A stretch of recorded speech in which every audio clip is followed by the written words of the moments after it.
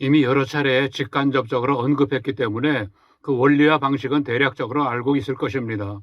구체적이고 실질적인 훈련 방식을 간략하게 정리하고자 합니다. 어떤 방식이 그렇게 특별하다고 할까요? 예수마음 제자반의 훈련 방식은 총 8가지 과정을 거치게 됩니다.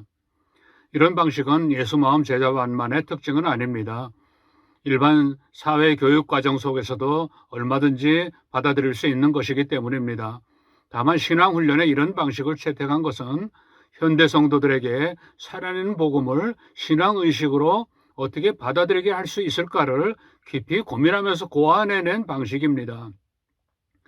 이런 방식도 한 번에 생각해낸 것이 아니라 여러 가지 연구와 체험과 말씀 묵상과 저술과 여러 운동가들과의 교류와 현실적인 부딪힘 등을 통해서 결론 지어진 것입니다. 8가지 과정을 설명하겠습니다. 전체 과목은 6학기 동안 훈련하게 되는데 모든 과정의 진행 방식이 동일합니다. 먼저 해당 교재를 3회 이상 정독해야 합니다. 분량은 그렇게 많은 것이 아니기 때문에 크게 부담되는 정도는 아니며 훈련의 내용을 구체적으로 이해하게 만들기 위한 과정입니다. 이것은 마치 실제로 강의를 듣고 내용을 습득하는 것과 동일합니다. 이 과정이 생략되면 훈련이 진행될 수가 없습니다. 워크북 작성이나 체험 과정이나 제자 3편 1까지의 기본이자 핵심 내용이기 때문입니다.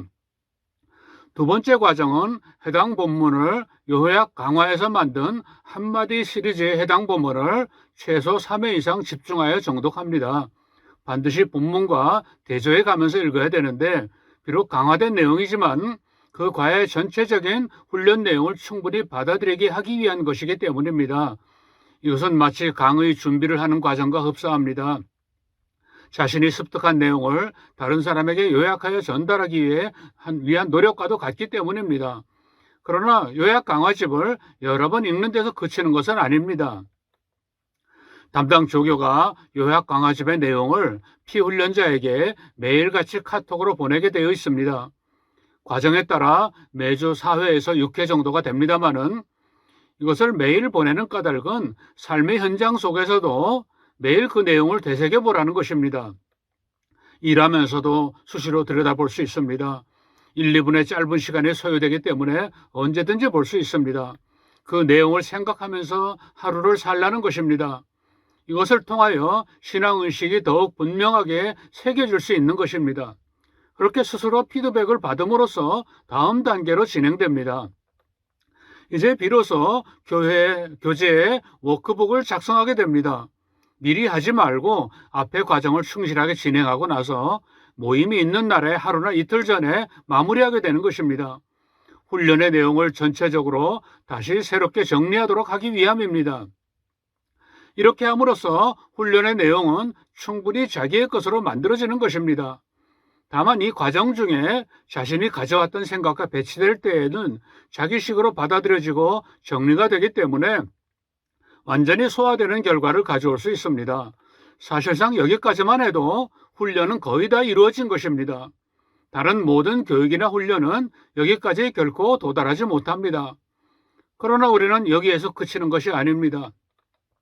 각 과정에 맞는 소체험이 주어질 때가 있습니다. 모든 과정은 아니지만 필요한 경우에 교재를 통하여 채워진 신앙의식을 더욱더 몸에 새기기 위한 과정입니다. 물론 진행자가 직접 경험한 강한 체험을 행할 수 있다면 더욱 좋겠지만은 현실적으로 쉽지 않기 때문에 소체험으로 대체하자는 것입니다. 이런 과정들을 통하여 더더욱 몸과 마음의 본질적인 신앙의식이 채워질 것입니다. 이제 비로소 함께 만납니다. 스스로 이미 거의 완성한 훈련 내용을 품고 함께 훈련받을 피훈련생들과 함께 만나게 되는 것입니다. 만나서 자신의 이야기를 들려주기도 하고 토론도 하면서 현실의 그 신앙의식을 접목할 수 있게 되는 것입니다.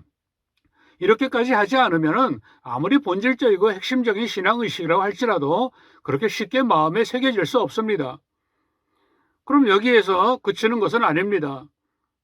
예수마음 제자반의 확장성에 주목해야 됩니다. 그것은 또 다른 사람을 제자로 삼는 것입니다. 사실 그리스도인으로서 가장 복된 사람은 누구일까요? 스스로 예수님의 제자로 살면서 다른 사람을 제자로 만들어가는 사람일 것입니다. 많은 경우에 전도의 열매를 말하지만은 전도의 열매는 여러 사람들의 합작품입니다. 그러나 제자로서의 열매는 순전히 한 사람의 제자의 몫으로 돌아갈 것입니다. 정규적인 목회가 아니더라도 어디에서나 누군가를 제자로 만들어 나간다면 그 사람은 가장 복된 목회적 삶을 산 사람이요 인생의 참 승리자인 것입니다. 그렇다면 마지막 단계는 무엇이겠습니까? 단계라고까지 할 수 있을지는 모르겠으나 제자를 위해 준비하고 기도하는 제자가 참 제자라고 할 수 있습니다.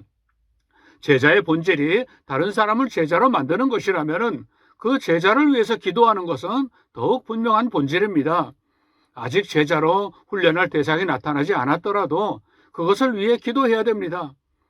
그러니까 예수마음 제자반은 처음 훈련을 시작할 때부터 앞으로 자신이 훈련할 제자 대상자를 위해 준비하고 기도하는 것입니다. 이렇게 모든 훈련의 과정을 간략하지만 구체적으로 이야기했습니다.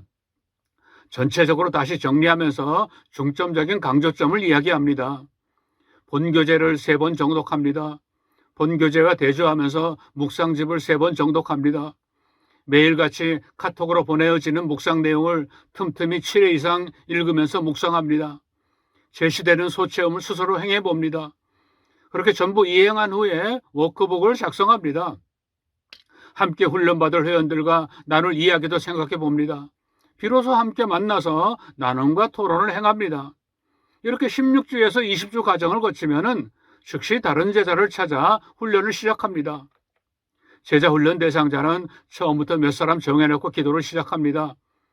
이상이 예수마음 제자반의 훈련 방식입니다. 주의해야 할 점이 있습니다. 반드시 이 방식을 그대로 따라가야 됩니다. 이 방식에 근접할수록 훈련의 결과는 달라집니다. 물론 그냥 일반적인 훈련처럼 해도 효과는 상당합니다. 뿌리 깊은 신앙의식까지는 만들지 못했어도 모든 삶의 방향이 달라지고 복음에 가까운 생활을 할 수 있게 될 것입니다.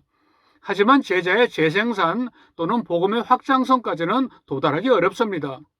꼭 이 방식으로 훈련을 행하여 참 제자로 변화될 수 있기를 바랍니다. 그 다음에 우리가 꼭 기억해야 될 점이 있습니다. 우리는 모든 경우에 오직 예수님의 마음에 초점을 맞춰야 됩니다. 사람이기 때문에 얼마든지 다른 방향으로 생각이 발전되어 갈 수도 있습니다. 그러므로 우리가 모든 경우에 예수님의 마음이라는 초점을 벗어나면 안 됩니다. 초점을 벗어나면 사물이 흐려질 뿐만 아니라 어디를 바라보고 있는지 혼란이 옵니다. 예수님의 마음이라는 초점이 우리의 핵심이자 생명입니다. 마지막으로 우리는 확신을 갖고 있어야 됩니다. 우리의 훈련이 한국교회를 살린다는 것입니다. 참된 복음으로 채워진 신앙의식으로 무장한 제자들이 곳곳에서 제자의 삶을 산다면, 그리고 그들이 또 다른 제자들을 끊임없이 길러낸다면 한국교회는 반드시 회복되고 본래 기독교가 반드시 다시 세워집니다.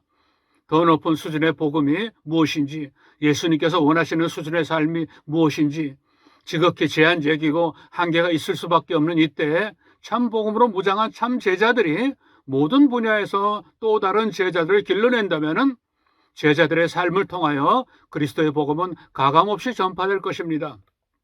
성령님께서 일하시도록 우리를 준비시켜 나가야 됩니다.